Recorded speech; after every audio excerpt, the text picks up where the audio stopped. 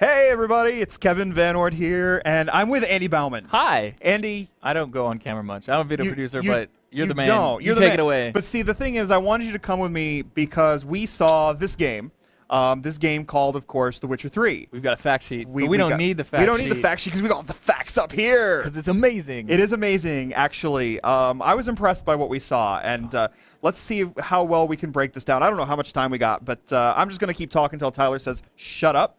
Sounds good. So here's what happened. First, we saw the trailer, just a pretty typical trailer, right? So we're not going to talk about that. What I want to talk about first is open world. Yes. Right. So The Witcher 3 takes place in an open world, and that is a big thing. In the past, the Witcher games have been relatively free, but not open world by any stretch. Unless you count Act 2 of The Witcher 1, where it was an frustrating open quest, because that world was quite large. You had to find all those little totems or whatever they were and kill them. That was annoying. But yes, this is more along the lines of Skyrim. Along the lines of Skyrim, but it's split up among islands. Yes. So one single one of these islands is even much bigger than the entirety of the Witcher 2 world. And I think he said 35 times the size. You're going to see the interview with him later on the site if you're interested. But yeah, he said it's 35 bigger. 35, which I think means 35 times. bigger, yeah. 35 times bigger than the Witcher 2, which is a big deal. But the question then becomes, so what do you do with an open world? Like, an open world doesn't just mean, bigger isn't necessarily better. You're right. And so if you've got this world with nothing to do in it, but here's the big thing, and the thing that I really liked about what he said is like how it really lures you into exploring and doing new quests. It isn't just because, hey, I come across this random person and they send me up the mountain and do this thing. Like, they really want to make sure that the world itself is so inviting that you just want to go out and explore it. And I have to say, like, it was such a beautifully rendered world. We were in the back of the theater, but it was a big screen. It was a big screen. I think we were able to discern the level of detail in this world. And there were things going on that I found phenomenally beautiful that I've never seen in a sort of, mountainous region open world, aka Skyrim. I mean, think about so this. Gorgeous, okay, so think about like the opening of Act 3 of The Witcher 2, right? So you come down this mountainous pass at the beginning of the Act 3 in Witcher 2, right? It's beautiful, but you're stuck going down this mountainous path. Now you see these mountains, and it's like, that's just not a backdrop anymore. You are going to go out there, possibly on horseback. You have a Red Dead style whistle. Yeah, horse. and you can totally get your horse over. But boats. Here we go. I was waiting to breach the boat subject. Talk about boats. So he ran down to the docks, we'll say, and he just jumped in a boat and took off, and it was amazing. And because off you go. In the water, I saw a whale tail kind of crest down, and there must be so much detail in the water because also in the trailer with the mermaid coming up.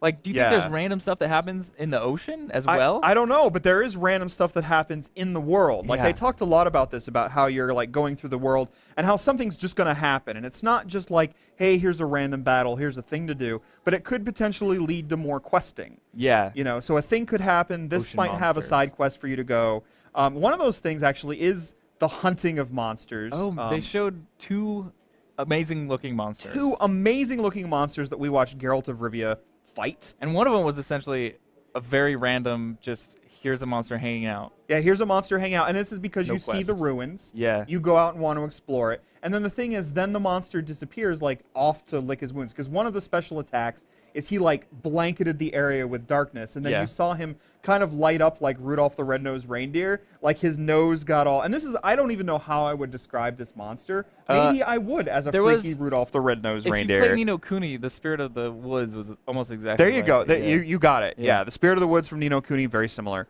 But then he goes off to lick his wounds, and then you make a choice. Do you go after him now?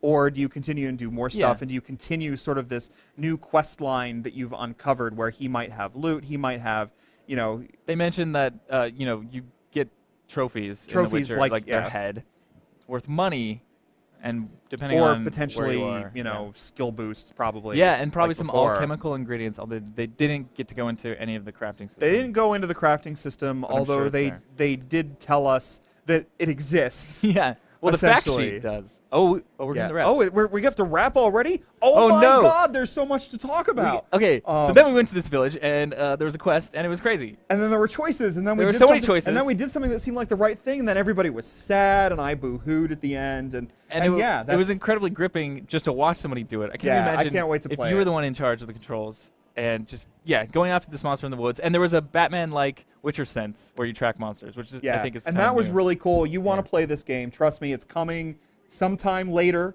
for the PC, the Xbox PS4. One, and the PlayStation 4. Yeah. So Well, I was looking at PS4. PS4, Xbox One, all this stuff, PC. But PC, that's Yeah. that's what we're gonna play. So thank you all for letting us jabber about The Witcher 3. Make sure if you have questions, ask them by using hashtag GameSpotE3.